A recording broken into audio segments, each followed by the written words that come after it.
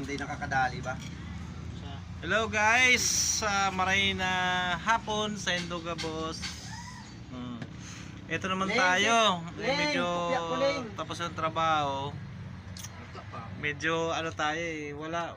Nagtagay-tagay kami guys kasi medyo umulan para sarap tumagay. Ngayon, Wait, dinimisis. ayan. Ayan guys, medyo ano, bili kami ng alak, walang gin. Nandun, Alfonso tsaka Red Doors. Red Doors pang ano lang, pang banlaw. Kaso yung Red Doors andun pa sa ano, freezer, palamig pa. Tsaka muna kami guys dito sa Alfonso guys. So ayan oh. Ayan guys. Ayan. Tsaka muna tayo dito. Tsaka muna kami sa Alfonso, walang gin. Tagirap sa gin dito eh.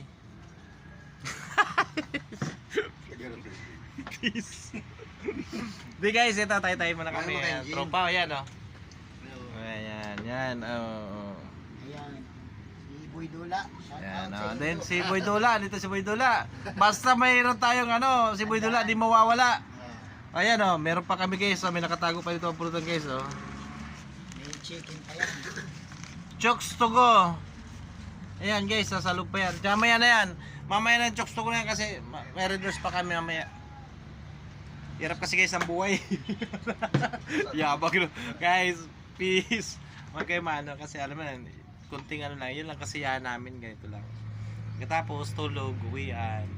Eh kaso problema guys, magpumotor pa ako, pauwi. Magpumotor pa ako si.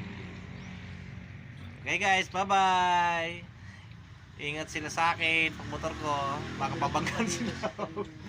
Ayan ah. Guys, ito pa si paring Jonel, yung top fan ko, ayan oh. Oh, yan, shout out. Guys, magaling to guys pala, sabi ko sa iyo kung yung malapit dito sa Limanan. Siya yung magaling, nakita yung pinopost ko na kubo. Tapos tong Salaset, the bamboo. Siya po yung master maker ng kubo. Yan, na bamboo, yan. Ganun din naman to. Yan. Mr. Maker. Ayan.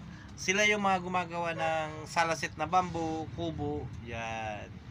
Kaya guys, kung kayo, dahil dito siya sa Borromeo Bamboo Craft Furniture, dito yan, kay Borromeo. Punta kayo dito sa may barangay Aslong, Limanan, Camarines Sur. Kung magawi kayo rito, may mga display dyan, magustuhan nyo. Pwede rin kayong pasadya itong ayun sa gusto nyong disenyo. Yan. Gagawin nila yun guys. Ha? So ngayon guys, okay, bye bye. Yung cellphone ko pala guys, wala pa yung order ko eh. Papakita ko sa inyo kung paano ko buuhin yung cellphone ko na isa.